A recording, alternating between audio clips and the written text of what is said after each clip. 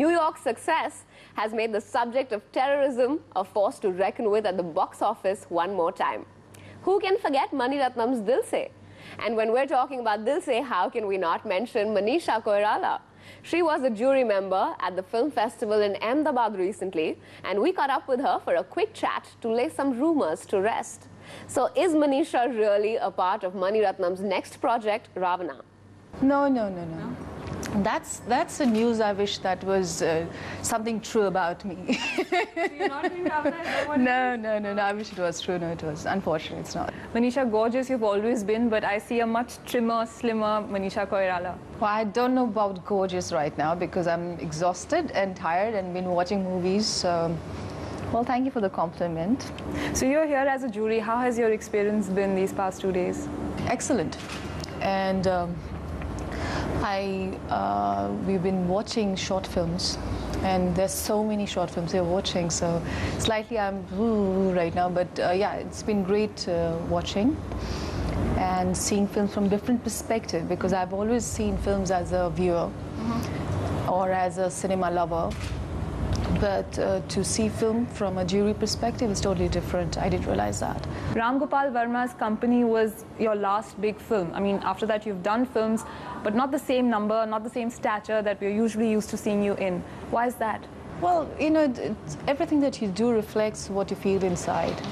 And for me, because I worked in so many movies for so many years, I was getting a little detached from the whole process of acting and being part of the cinema and stuff like that. And I was enjoying more watching a film than being acting in it, yeah.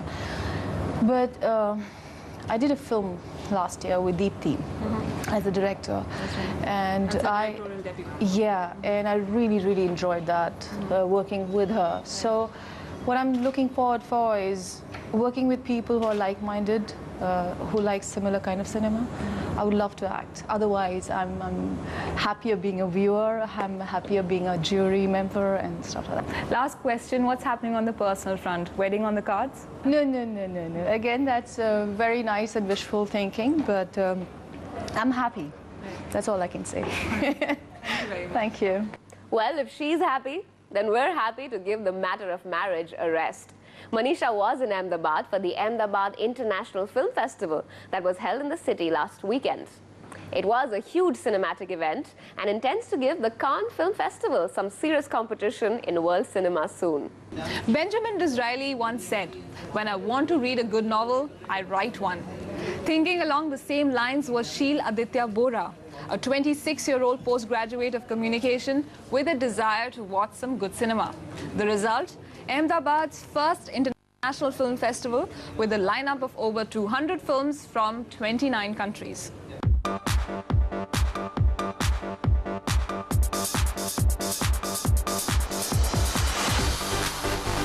So spearheaded by a young team, the International Film Festival, Ahmedabad's first, kicked off in the last weekend of June to packed halls with noted personalities from the film and theatre world in full attendance.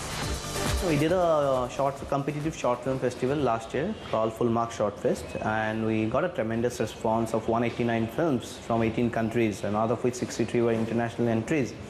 So this year we decided to upgrade it to Ahmedabad International Film Festival, because every world city has a film festival of its own. So Ahmedabad is on the threshold of becoming a world city. Mostly festivals are preaching to the already converted, so in a town which has another kind of reputation, which in their film festival also kind of comes as some kind of a solace or a kind of comfort for people in Ahmedabad who are unnecessarily being maligned. I always like being part of events where things are starting anew, and this Ahmedabad International Film Festival this is their inaugural edition, as you might say, and I think it's a great initiative. It really takes courage, it really takes daring to attempt something like this in these times, you know, because sponsorship is very difficult to find.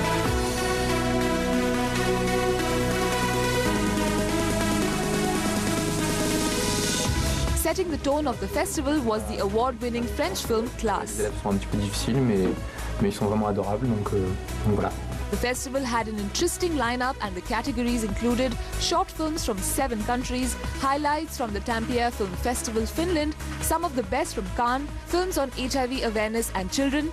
There was also a special category on films from Gujarat. Great cinema aside, the festival was also the perfect meeting ground for filmmakers. Some veterans were also seen back in the circuit, like M.S. Satyu, the director of the critically acclaimed Garam Hawa. Well, I'm also screening a film this time. I have not based it on any political issue. It's much more a social kind of subject, and it's again it's a value kind of systems. How you modernity or contemporary attitude, and on the other side a very ritualistic thing which happens, and it's a confrontation between the two, and that's why it is called incompatible. The features category saw some promising first-timers. Making a stir and with his very first venture, Harish Chandra Chief Factory, was Paresh Mokashi.